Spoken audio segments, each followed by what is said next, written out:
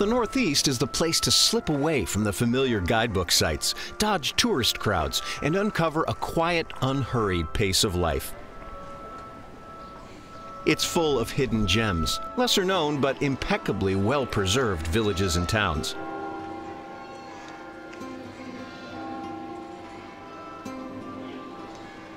With its traditional brown-roofed houses and extravagantly painted facades, Schaffhausen looks as if it's still waiting for a medieval merchant to pull into town. The compact Altstadt, or Old Town, exudes a confident sense of history. Statues rise from flower-rimmed fountains, and many of the streets are pedestrian-only.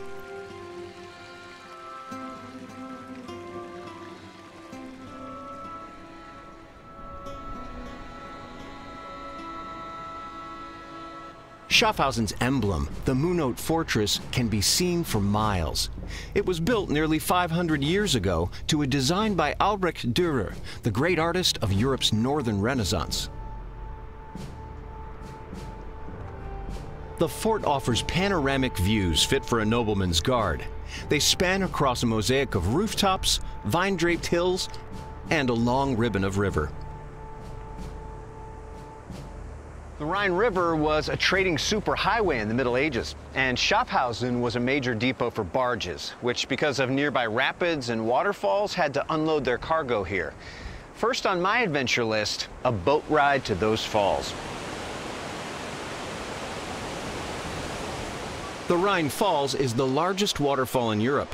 The falls are about 75 feet tall and 450 feet wide. Our boat steers very near the falls, plunging into the billowing spray. Here, you can feel the full impact of those positive ions as water surges all around.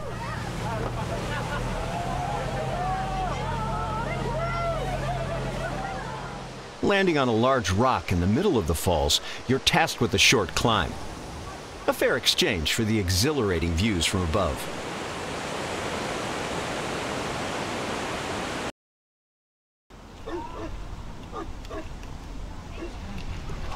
Old man, huh? Old man, yeah, I know. He's 9 years old. Boy, that feels good, huh? Good boy. Yeah, you're a good boy. The next museum is one that's going to the dogs. It tells the story of the Great St. Bernard Pass, the hospice that was founded by monks and their faithful canine companions. These enormous St. Bernard dogs are well known around the world for their legendary alpine rescues. The monks would send them up into the pass to save travelers who had been stranded by avalanches or harsh winter storms. Of course, it's summertime now, so they're off duty. They started out as simple watchdogs for the hospice, but the monks soon discovered the dogs' uncanny ability to navigate snowstorms and sense impending avalanches. In the beginning, the monks and dogs performed rescue missions together. Later, the dogs completed rescues on their own. Sometimes one dog would stay and lie on an injured traveler to keep him warm, while another dog would return to the monastery for help. Younger dogs learned how to perform search and rescue operations from older ones.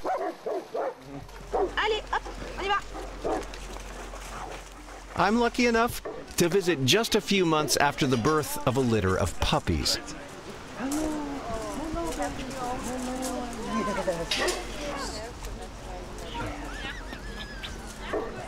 Yeah, puppy breath still. Yeah, sweet. And I know, now I have other puppies.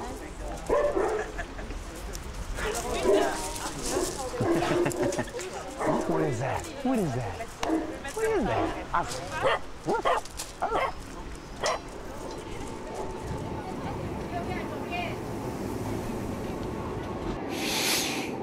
Martigny's outstanding transportation infrastructure make it a great launching point for exploring the surrounding area.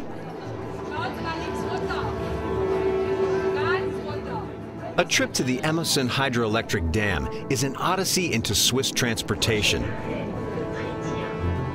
It takes several rail systems to reach the top of the dam. The first leg is aboard this local train.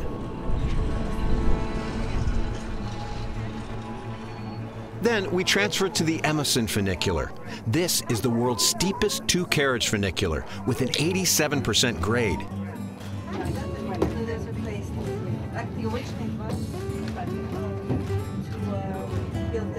It chugs up to the reservoir to an altitude of nearly 6,000 feet.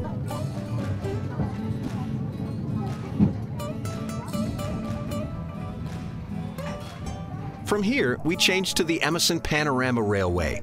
The small cars have a friendly toy train feel. They're pulled by a locomotive running on batteries that are recharged every night. The train winds its way along the mountainside to the base of the dam.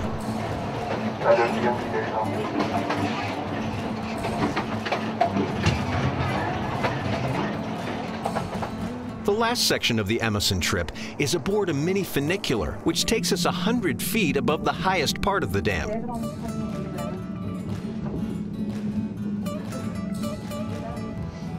The massive dam is nearly 600 feet in height. It was built to supply power to the Swiss rail system. This dam isn't the only giant to inhabit this area. Dinosaur footprints reaching back nearly 250 million years have been found nearby. From this lookout, you get far-reaching views of the Swiss, Italian, and French Alps. If you have time, you can actually use your Swiss pass to cross the border into France and visit the famed Mont Blanc.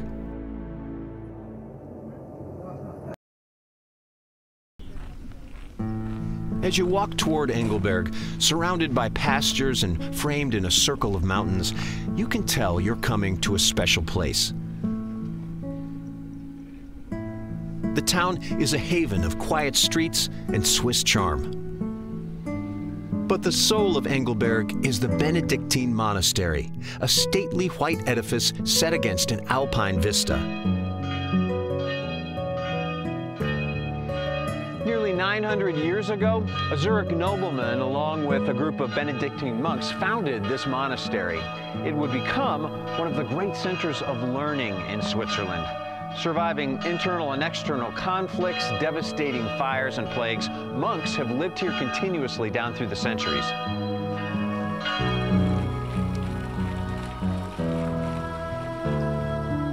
The monastery is still a center of inspiration and activity for the community. Concerts are held in the Baroque Music Hall. This room, called the Chamber of Virtues, was created by one of the monks. It took 10 years to carefully inlay the wood in the wall panels. Visitors on spiritual retreats often stay in former monk cells.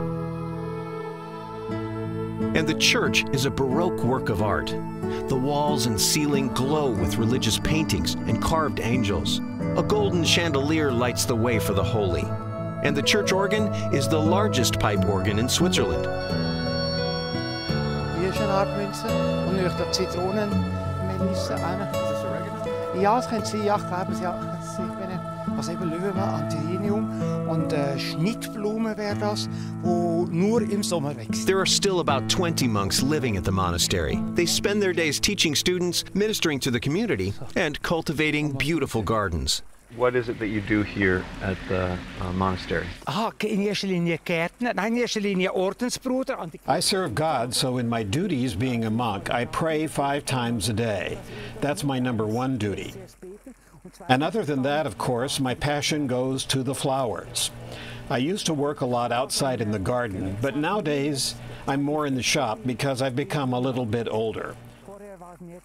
We also do many flowers for the restaurants and hotels in town. Und durch die Geranien und alles für Rabatten und so anpflanzen. So, das ist glaube gut, oder? Ja. I grow beets at home. Und dort ist wieder Chrysantheme. Ja. Das ist wieder Blumen. Sie hat Chrysantheme und Rhabarben. Chrysantheme und Rhabarben. Das ist ein Herbst.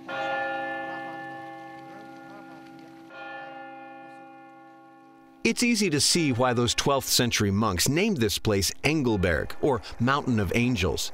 It's a little like heaven on earth, especially for outdoor fans.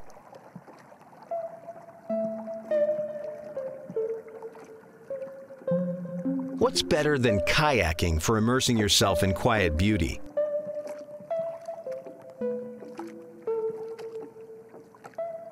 A trip out on Lake Tribsee, with its clear glacial water and sheer mountain walls, serves up a generous portion of Swiss serenity.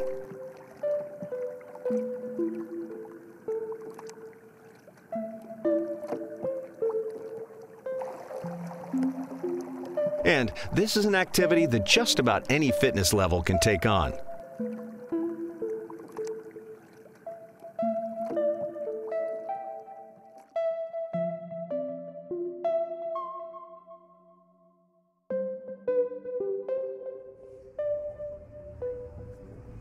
Nearby, a gondola called the Titlis Rotaire is an engineering triumph. On the 5-minute trip, the gondola revolves 360 degrees. This is the quintessential modern Swiss experience. Gliding smoothly over the rugged landscape, it provides heart-stopping views of the snowy summits.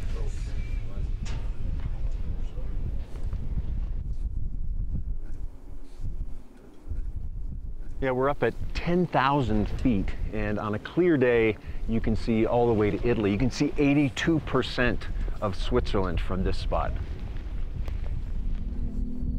This is a place for extremes. Extreme heights, extreme beauty, and extreme cold.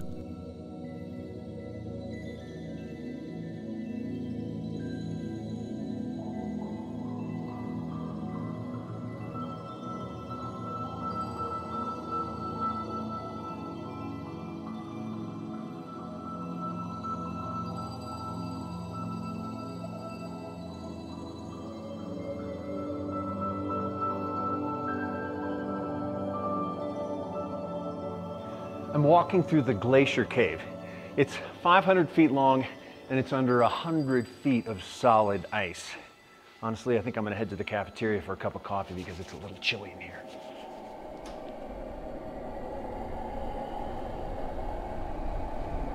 After fortifying myself with some caffeinated courage, I'm ready to take on one last challenge.